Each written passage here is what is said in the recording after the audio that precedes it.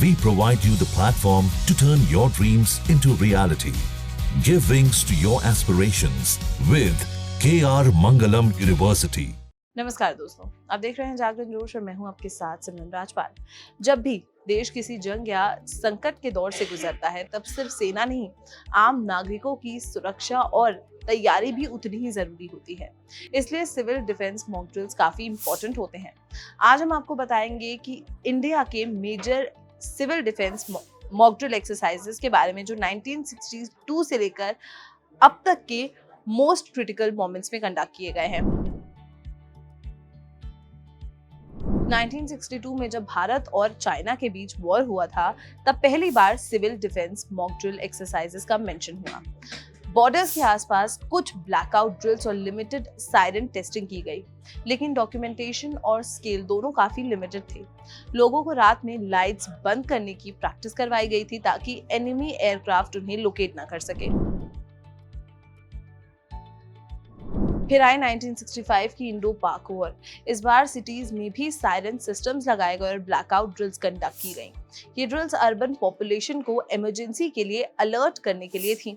Specially border states जैसे कि पंजाब और जम्मू में गवर्नमेंट ने रेडियो और न्यूज़पेपर के जरिए पब्लिक अनाउंसमेंट्स भी किए। 1971 की इंडो पाकिस्तान वॉर के दौरान सिविल डिफेंस ड्रिल्स अपने पीक पर थे। ये ड्रिल्स वॉर के कुछ दिन पहले स्टार्ट हुए और दिसंबर तक चालू रहे।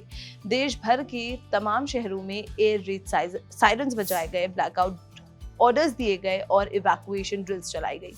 ये ड्रिल्स लोगों को एनिमी एयर स्ट्राइक से बचाने और इमरजेंसी रिस्पॉन्स फोर्स की रेडीनेस टेस्ट करने के लिए कंडक्ट की गई थी।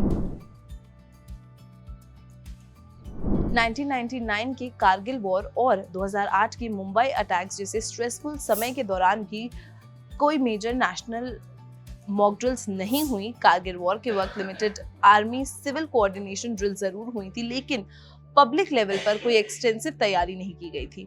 मुंबई अटैक्स के बाद भी कुछ मेट्रो सिटीज में लोकल रिस्पॉन्स ड्रिल्स हुई, लेकिन उनका स्केल लिमिटेड था। 7 मई 2025 को इंडिया ने 1971 के बाद पहली बार एक nationwide civil defence mock drill conduct की। ये ड्रिल पहलगाम अटैक के बाद पब्लिक रेडीनेस और कोऑर्डिनेशन को टेस्ट करने के लिए की गई थी। इस एक्सरसाइज में 244 से 300 सिविल डिफेंस डिस्ट्रिक्ट शामिल थे। हर एक स्टेट और यूनियन टेरिटरी ने पार्टिसिपेट किया। ड्रिल में एयर रेड सायरन्स बजाए गए, ब्लैकआउट ऑर्डर्स सिमुलेट किए गए, इवैक्यूएशन ड्रिल्स हुई और सिविल डिफेंस वॉलंटियर्स के साथ पुलिस, फायर डिपार्टमेंट्स, एनडीआरएफ सबने प्रैक्टिस की। ये सिर्फ एक मॉक ड्रिल नहीं, बल्कि एक वेकअप कॉल था कि सिविल रेडीनेस भी नेशनल सिक्योरिटी का पार्ट है। सिविल डिफेंस ड्रिल्स का मकसद सिर्फ दिखावा नहीं होता। इन ड्रिल्स से पब्लिक को सिखाया जाता है कि एयर रेड्स या अटैक्स के वक्त रिएक्ट कैसे करें। फायर, मेडिकल, पुलिस और डिजास्टर रिस्पांस एजेंसीज को भी रियल टाइम कोऑर्डिनेशन का मौका मिलता है। ये ड्रिल्स एक तरह से इमरजेंसी रिहर्सल्स होती हैं, जिसमें हर इंसान का रोल डिफाइंड होता है। आज के ज़माने में जहां वॉरफेयर का नेचर भी बदल गया है, be it cyber attacks, drone attacks या terror attacks, civil defence drills की इंपॉर्टेंस और भी बढ़ गई है। 2025 की नेशन वाइड ड्रिल एक शुरुआत है, लेकिन इससे रेगुलर बेसिस पर कंडक्ट करना बहुत ज़रूरी है ताकि हर सिटीजन इमरजेंसी सिचुएशन के लिए ट्रेंड हो।